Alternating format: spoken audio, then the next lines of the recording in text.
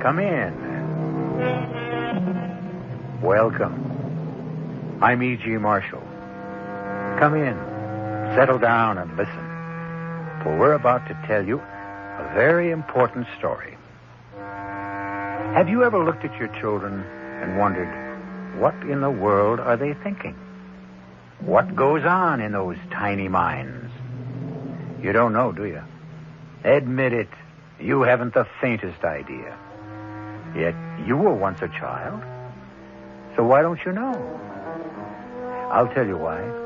You have forgotten, and try as you will, you simply cannot remember what it was like to be a child. I don't know the reason for this, but perhaps it's because being a child is not always the happy thing we think it is. Didn't you mind being shut up in that dark room, Bobby? All by yourself for such a long time?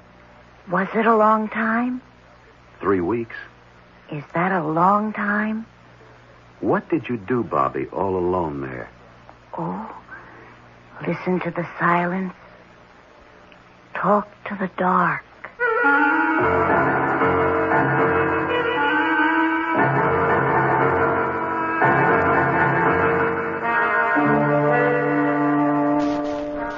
Our mystery drama, The Secret Life of Bobby Deland, was written especially for the Mystery Theater by Elspeth Eric and stars Michael Tolan.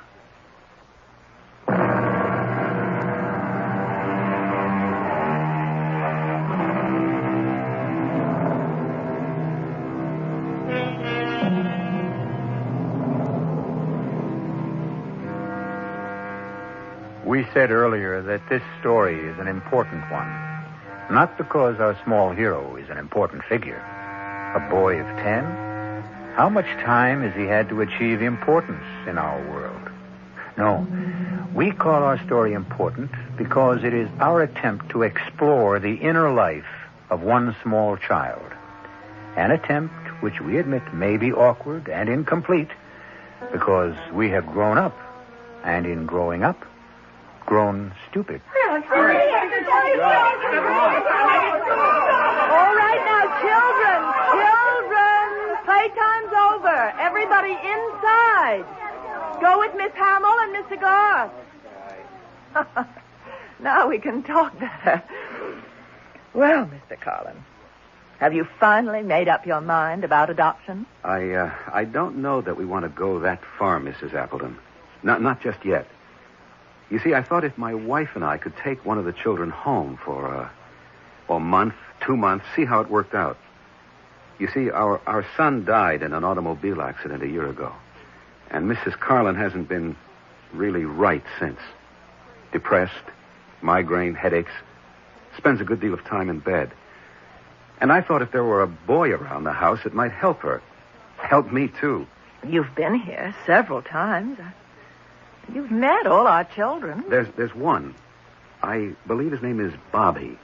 About 10 years old. Bobby Deland? That's the one. I looked for him today when I was walking around the playground. I didn't see him. He's still here, isn't he?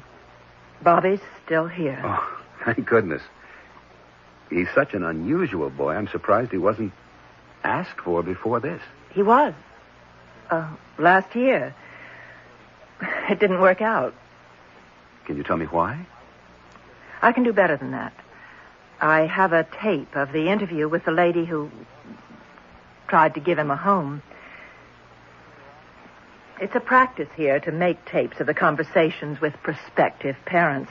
It saves confusion, possible embarrassment later, if there's trouble. Oh, you're being taped right this minute, Mr. Carlin. I hope you don't mind. No, not at all. All right. Now, look, I won't play it all for you, just the part that concerns us now. And we did everything we could think of to make Bobby happy, Mrs. Appleton. He seemed happy. There wasn't any way we could guess that he didn't like it with us. And then to wake up one morning and he was gone. Simply gone. I'm sure you did everything you could. Oh, we did. And he seemed to like us. Of course, he's naturally so sweet, so good. Except for the stealing. The what? The stealing? Oh, look, I shouldn't call it stealing. We'd find little things missing. Little nothings. Once it was a frying pan. A wooden spoon one time. Oh, we found them later. In his room. Once he took the belt from one of my dresses. A leather belt. Not that I cared. That's enough of that. But I should tell you, Bobby's been guilty of petty pilferage like that here at the orphanage. A hairbrush belonging to one of the teachers. And Where did he go when he ran away?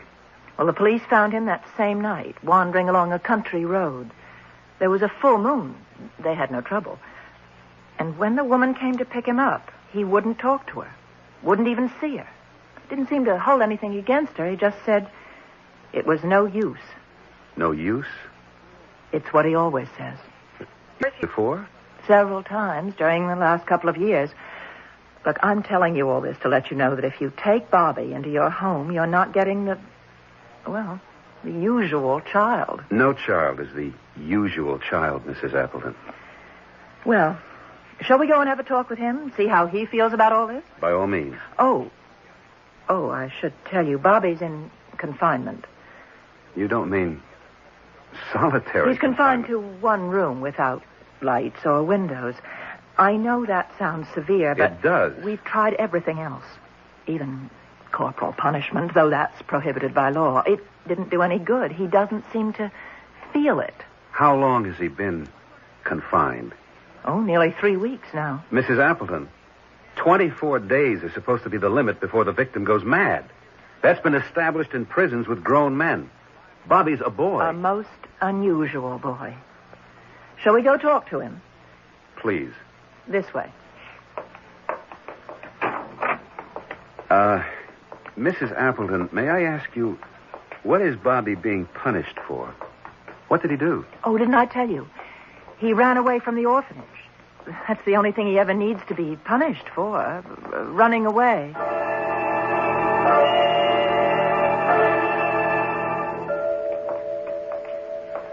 Mrs. Appleton, when Bobby ran away from here, was it at night? Middle of the night, as near as we could tell. Oh, here we are. Was there a full moon that night? I don't recall. Does it matter? It might. Oh, here's my key. Bobby? It's Mrs. Appleton, Bobby. Yes, Mrs. Appleton. He's all right.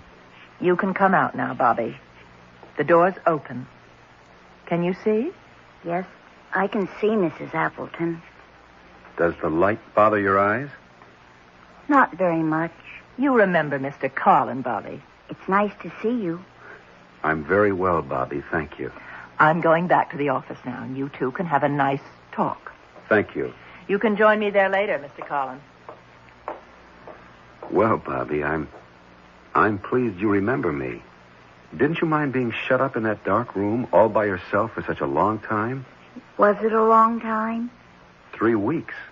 Is that a long time? What did you do all alone in there? Oh, I listened to the silence. Talked to the dark. I see. Would you like to come and stay with me and my wife for a while? See if you'll like it. We have a big house. A very big house? Well, pretty big. With servants? We have servants, yes. And beautiful gardens and a big green lawn? Well, does it matter if it's a big house with a lawn? A big white house. And servants, does that matter? I don't know. I thought it did. I could sort of see it. Well, what do you say? Would you like to visit with us for a while? I think I would. There's a good school nearby if you'd like to go. I'm tired of memorizing things. Well, whatever you say. Now, why don't you go pack some clothes, and I'll go see Mrs. Appleton in her office and make the arrangements.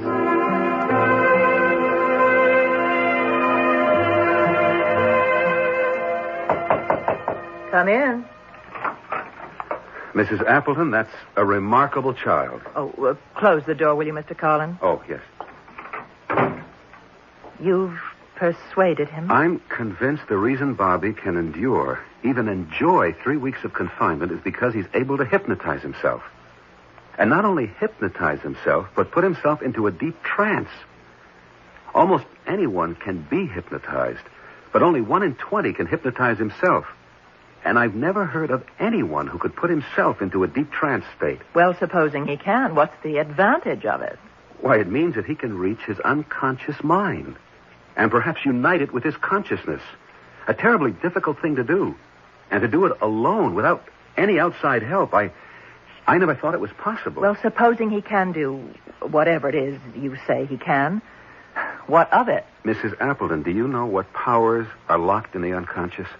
What forces, what instinctive knowledge, primitive memories? I've always thought of the subconscious as an untidy mass of very unpleasant emotions. It is untidy, but we've been taught the emotions are unpleasant because they lack morality and purpose, as indeed they do.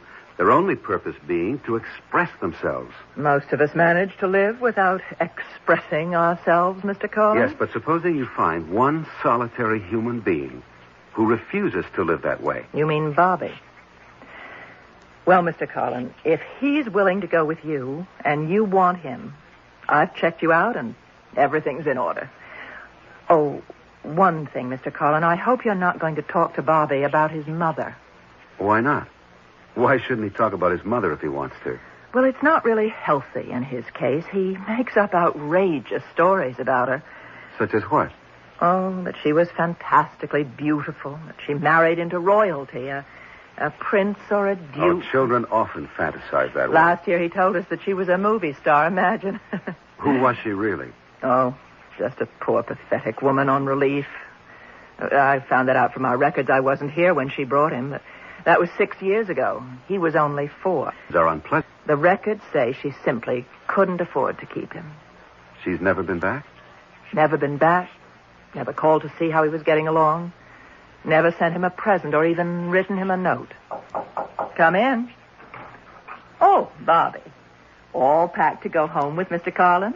He has a big white house, Mrs. Appleton, with a big lawn and flowers and lots of servants. Haven't you, Mr. Carlin? Yes. I'm sorry about your wife. What? What about my wife? I'm sorry she's so unhappy.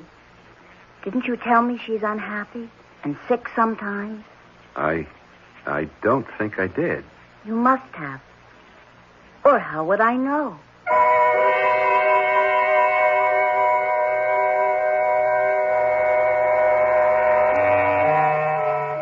Do we really know only what we've been told? Or what we've read? Or heard? I hate to believe that, because then each of us is only a jumbled mass of information. And very often, we go about spreading this jumbled information for others to pick up and repeat. No wonder the world is in such a turmoil, if all we know is what we've been told by people who only know what they've been told, who only know what... Oh, no, there must be more. We can't go on this way. However, having no solution at hand, I shall return shortly with Act 2.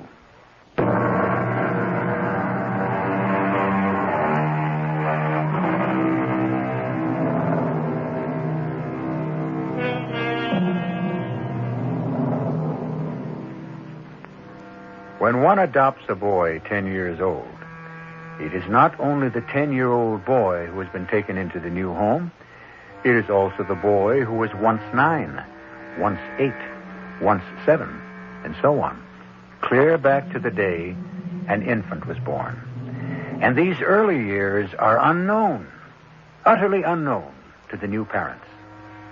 Just how unknown they are to the child is the subject of our story. We're almost there, Bobby. I know. You know? Well, I figured. You mean you felt it, that we were almost there? Something like that, I guess. Mental telepathy, maybe? What's that? Well, thought transference. I was thinking to myself, we're almost home, and the thought transferred itself to your mind. Is that what happened? I wasn't thinking about anything at all. It's when we're not thinking about anything at all that the thoughts of other people enter our minds. I'd like to think about that. Well? I think that's very true, what you said, Mr. Carlin. It's when you're not thinking about anything at all. That's when the good things happen. What good things, Bobby? Oh, all the good things. Mr. Carlin, you should have turned right there. No, that's Birch Tree Road. We live on a You street... should have turned there. Go back. Hey, Bobby, take it easy. Go back. Bobby, I know where I live, and I know how to get there. Your telepathy wasn't in good working order that time. Now, here is where we turn. To the left. We go about a quarter of a mile up this road, and then we're there. It's pretty. Is it what you expected? Kind of. It smells nice. You smell something? It smells sweet. Very, very sweet. I don't smell anything. Oh, we're coming to the privet hedge. That's the sweet smell. Imagine you picking it up way back there. Now we're coming to the house. It is white. I told you it was. And there's a lawn in front with flowers. I told you there would be. Well, here we are. But it's not a very big house. It has 16 rooms. And where are all the servants?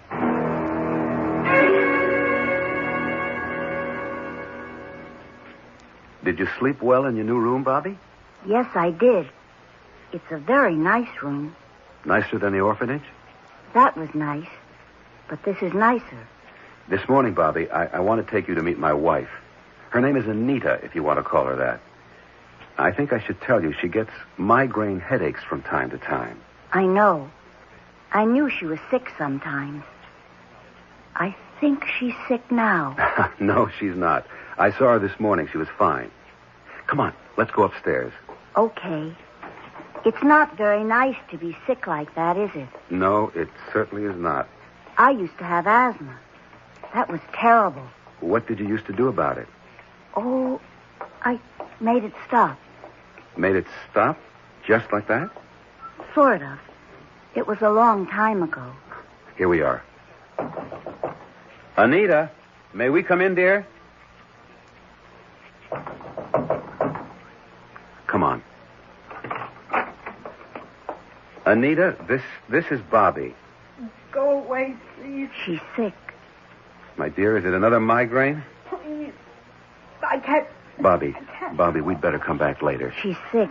You'll meet her tomorrow. Come on. Mrs. Carlin, I'm here.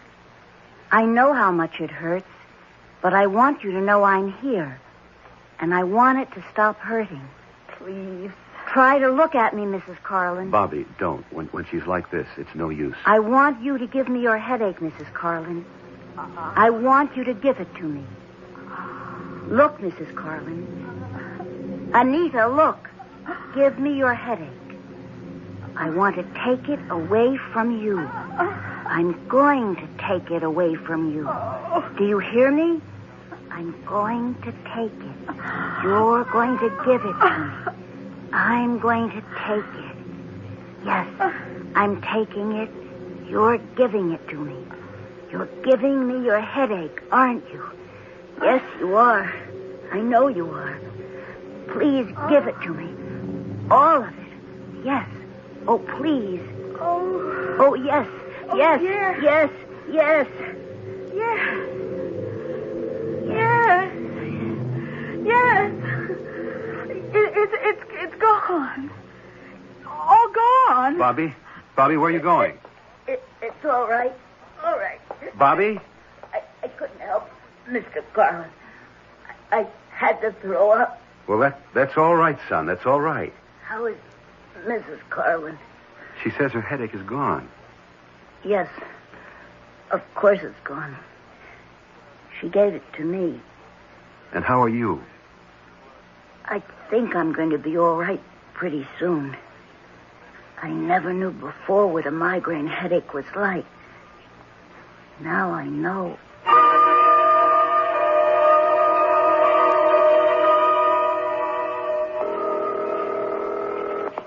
Mrs. Appleton speaking. This is George Carlin, Mrs. Appleton. I've got great news for you. Everything's working out? 3 weeks now, and everything's going wonderfully. He seems very happy here, and heaven knows he's made us happy. My wife hasn't had another headache since that time I wrote you about when Bobby cured her. You think he really did? Well, he did something to Mrs. Carlin. Perhaps he hypnotized her. I don't know. But her headache stopped. I was there. I saw it happen. Well, I have to take your word for it, Mr. Carlin. Has he stolen anything that you know of?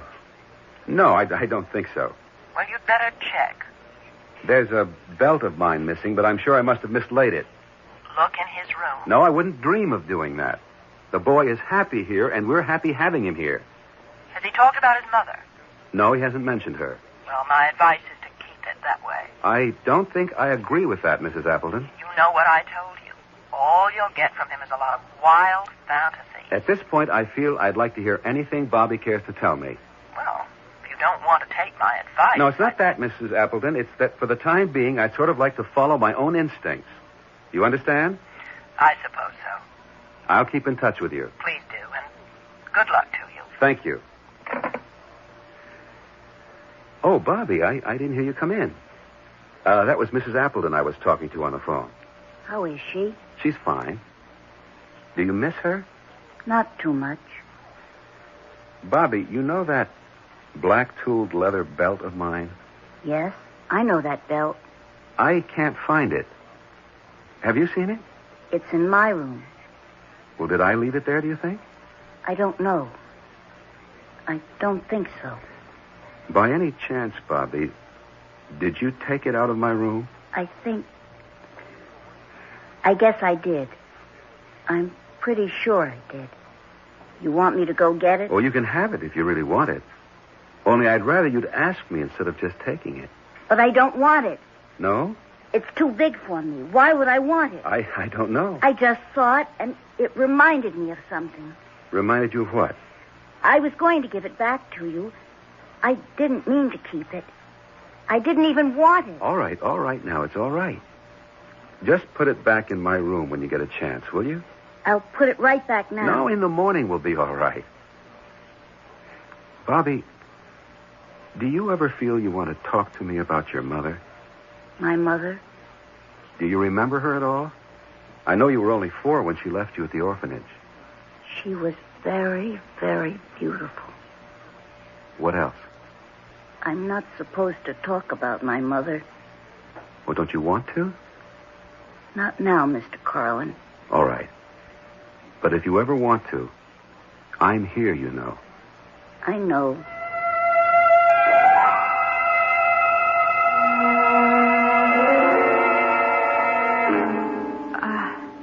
George?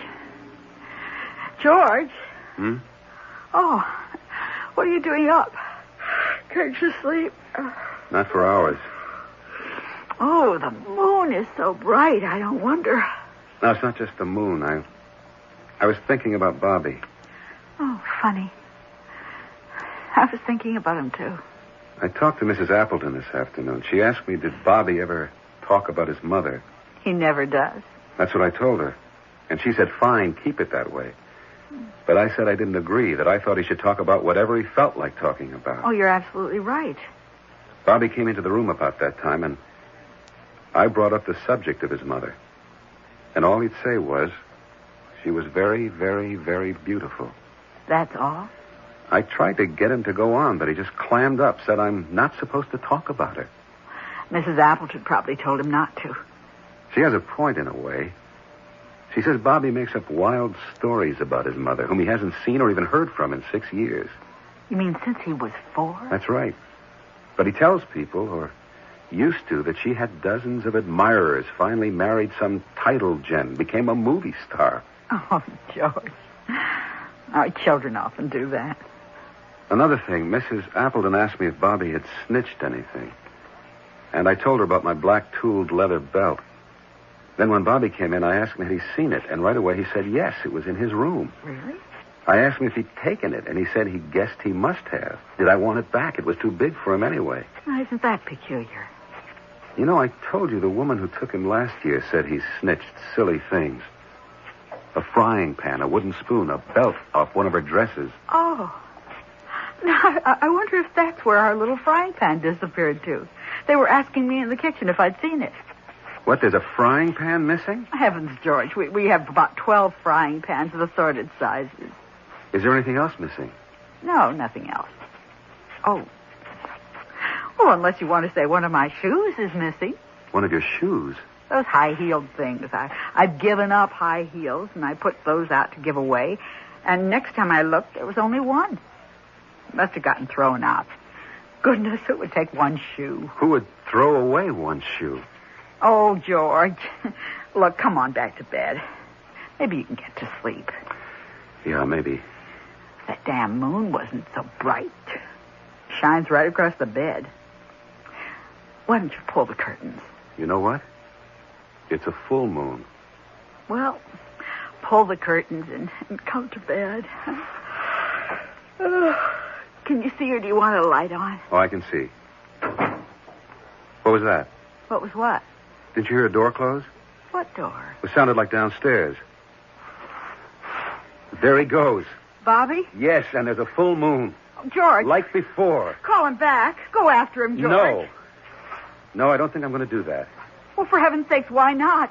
You can't just let him go wandering around all by himself. No, I don't think he's going to be just wandering around. You think he's going someplace in particular? Yes. Where? I don't know. And I don't think he knows either. But someplace.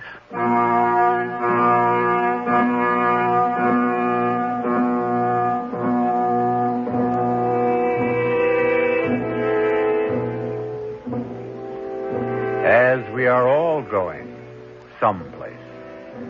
We don't know where, and there is no one who knows to tell us where. Yet very deep in our minds, or our hearts, or our tormented souls, we know we are going someplace. We can't see ahead, and it does no good to look back. We can only trudge on down the road to someplace. I'll be back shortly with Act 3.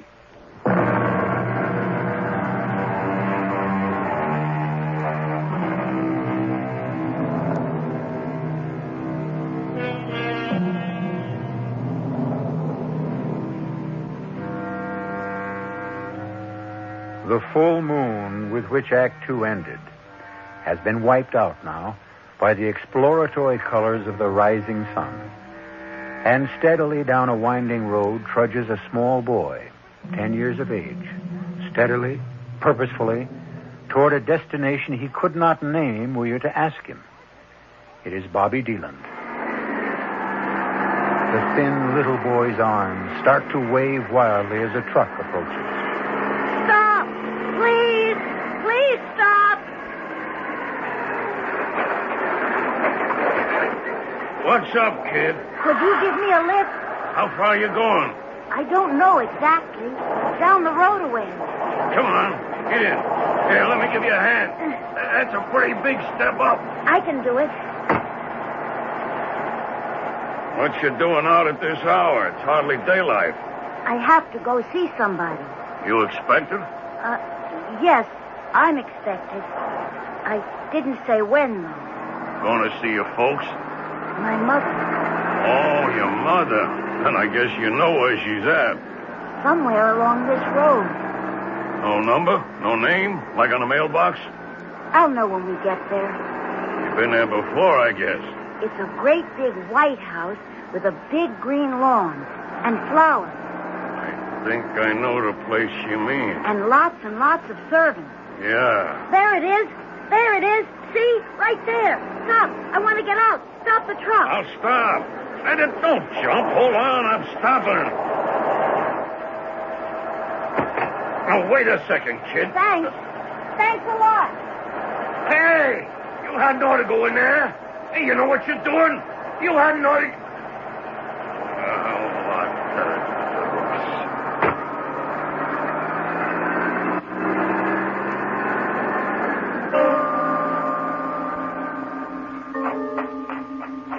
That's it. That's the house. This is the lawn. There are the flowers. But where are the servants? Where's my mother? You want to sit here, Baroness? Under this tree. Is that all right? I'll fetch you some coffee, and I'll be right back. Excuse me. Are you my mother's maid? Yes, I am. Will you tell her I've come to see her, please? If if she feels well enough to see me. What's your name? Bobby Deland.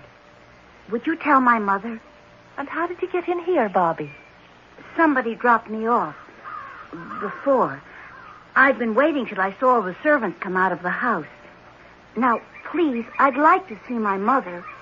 You mean that lady over there? Yes, my mother. Oh, I'm afraid that's not your mother, dear. That's the Baroness Hortha. Well, her name before was Mrs. Deland. Please tell her I want to see her. Oh, never mind. Oh, hold on now, just a minute. Let go. Let me Not go. so fast, young man. Let go of me. Miss Copeland, what's going on? Oh, it's this boy. He wandered in here. He wants to talk to the Baroness.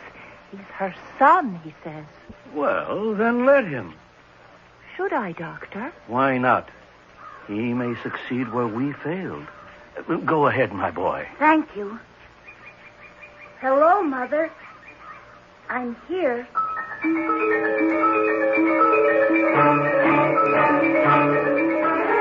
Hello, Mrs. Appleton? George Carlin. I wanted to tell you Bobby's been found. Thank you for not calling the police. Well, you know, I told you I saw him leave the house. I simply followed him in my car. It wasn't hard, so don't worry. What's that? Well, I don't think that's necessary, but if you want to... Look, can't you tell me over the phone? Well, all right. No, I'm not at home. I'm at the place where I found Bobby. It's on Birch Tree Road, not too far from where I live. A big white house, very big. Big lawn out in front. It's the Wesley Sanitarium. You know it? Well, I'm with Dr. Wesley right now. All right, we'll expect you. Mrs. Appleton's coming over, if that's all right, Doctor. Perfectly all right. She wants to tell me something, show me something. I don't know what. Tell me, Mr. Carlin, what made you think Bobby might come here? It was just a guess. But when I brought him home from the orphanage, he wanted to turn onto Birch Tree Road. Did he say why? He thought it was the road my house is on. Not that it had ever been at my house. All he knew about my house was that it was big and white, had a lawn with flowers and servants. He knew that because I told him. And I told him because he specifically asked. It seemed important to him, did it? Very. I was puzzled at that because he's not a snobbish sort of boy, quite the contrary. That insistence on a lot of servants. Now I begin to understand. Your sanitarium does have a lot of servants, as well as a lawn and flowers. But the boy's never seen the sanitarium, has he? He hasn't even seen his mother since the age of 4. Then how would he know? I suppose that when you dream about a certain person for such a long time and fantasize about that person the way he did about his mother... What sort of fantasies? Oh, wild ones. That she was much admired, much sought after, that she married into royalty, became a movie star. Hold on there. She did marry into royalty. You don't mean she's really a baroness? Yes, indeed. The Baroness Hortha. Well, I thought that baroness stuff was, part of her dementia. The Baron brought her here. The Baron pays her bills. He's not very high up in the royal lists, but he's a baron, nevertheless. The boy couldn't have known that. No more than he could have known Birch Tree Road. Now, about her becoming a movie star, the Baron told us that she made a motion picture a few years ago. Actually, that's where he met her. He put up the money. She starred in it. Well, that's impossible, isn't it? Someone would have known, seen the picture, recognized her. I don't know who saw the picture, Mr. Carlin. It was a pornographic film. No. The Baron has made a good bit of money on pornographic films, I'm told. She made the film? Starred in it. She married the Baron? He's devoted to her. Well, then what happened? About a year ago, she became severely depressed. It went further, into melancholia. Finally, she became very nearly catatonic, and he brought her here. She won't talk to him when he comes to see her. She's never spoken to any of us. It was about a year ago, as I understand it, that Bobby began to talk about a big white house with a lawn and gardens, and a lot of servants. Could he have known that she'd been brought here? To a place he'd never seen, didn't even know existed? It's a rare person who has a faculty to sense what is going on. But If there is a great affinity between two people, I suppose a telepathic communication is, well, it's possible. Was there such an affinity between Bobby and his mother? After all, she abandoned him when he was 4 and never communicated with him after that. Communicated with him? I'd say by all the evidence she communicated with him the whole time they were apart. She may not have known she was communicating, but her son was, on the face of it, so sensitively attuned to her and her existence, he could pick up waves that emanated from her that she knew nothing about. Come in. Dr. Wesley, I hope I did the right thing. What's that? Well, I left the little boy with the Baroness. Is that all right? I think so. The Baroness has never shown the slightest sign of being violent. Quite the contrary. Well, she does seem interested in him. I mean, she looks at him. Sounds like progress to me. So then I should just leave them together? Where are they? In her room. I'd say leave them together. But leave the door open. Yes, Doctor. It will be astounding if she recognizes him, accepts him. It could mean she's on her way back. Dr. Wesley, this faculty you talk about, this rare ability to sense things, what is it? It doesn't have a name. Anyway, not a name that appears in scientific journals, but some clairvoyants have it, some mystics have it, some saints, I suppose. Many poets have it. It's an ability to reach far into oneself, to make contact. Do you know the poem called The Labyrinth? W.H. Auden wrote it. There are 4 lines from it that I quote to myself all the time. The center that I cannot find is known to my unconscious mind. I have no reason to despair because I am already there. Nice, isn't it? What does it mean? Oh, come, Mr. Carlin. You know very well what it means. That if we only go deep enough into ourselves, we will find the center that will stabilize us? Is that it? Give us peace? Is that it? The peace that passeth all understanding, because I'm afraid understanding has very little to do with it. To think that a 4-year-old boy could hold fast to the image of his mother through all those years. What else had he to hold fast to? And then find her by his own effort. Which only proves again, Mr. Carlin, we get what we want if we want it enough. Come in.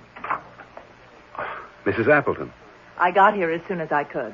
Mrs. Appleton, Dr. Wesley. Please sit down, Mrs. Appleton. Oh, thank you, Doctor. Now, the boy's all right, Mrs. Appleton. You're not to worry. He's with his mother. His mother? He found her here, Mrs. Appleton. She's the reason for his running away all those times. Mr. Carlin, Dr. Wesley, I've brought something to show you. Something for you to hear. And what is that? Well, when you called me last night, Mr. Carlin, I was so upset. Everything had been going so well, and then to have him run away again. Well, anyway, I couldn't get back to sleep. So I went down to the basement, and I rummaged around among the old files, and I found this. A tape? Yes. We keep tapes at the orphanage of all the interviews we have with prospective parents and with the people who leave their children for adoption. Well, this tape, this one goes back 6 years before I came to the orphanage. And it's a tape of... Oh, is it all right if I use this machine, Doctor? Oh, yes, go right ahead. All right. Now, I'll just play you the part towards the end. It's the tape they had running when Mrs. Deland came to leave Bobby. You gotta take him or I'll kill him. Look, I'm a cheap prostitute. I live in one room. I have to send the kid out to play in the street while I'm conducting my business. Now, how long can I go on telling him it's his Uncle Charlie I got up in my room? And another thing, I haven't got the greatest disposition in the world. And when I'm hungover, when my head hurts, I go crazy, and I'm liable to hit him.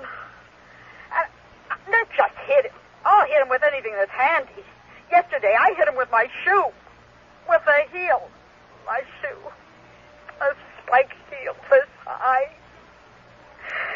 I mean, it doesn't have to be a shoe. I'll pick up anything and hit him with it. A frying pan, the belt off my dress, anything that's handy. Well,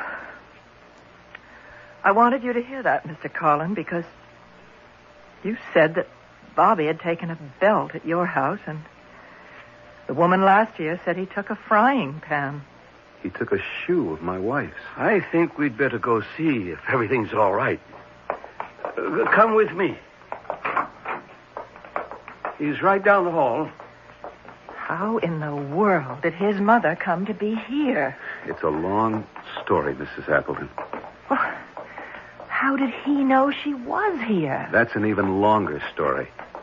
Here we are. Is he in there with her? Yes. Be quiet.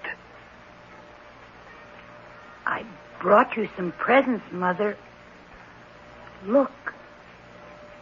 Here's a belt. And here's a frying pan. And here's a shoe. See, Mother? They're for you. With my love.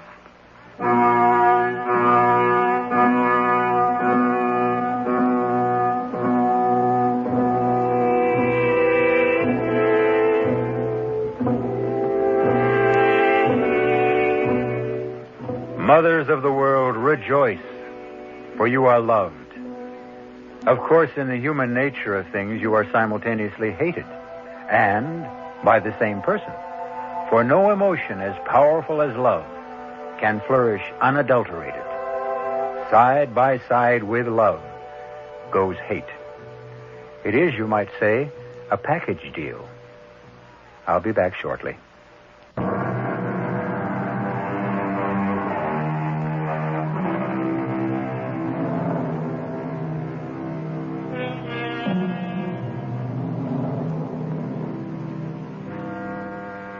Isn't our real life lived within ourselves? The posturing we do in full view of others, what is that but the antic behavior of a poor clown who needs to be applauded? The exterior life is really only incidental, yet we expend all our energy on it, while the interior life is left to its own devices, as though deeply ashamed of it. We wish to disown it. Our cast included Michael Tolan, Marion Seldes, Martha Greenhouse, Hetty Galen, and Gilbert Mack.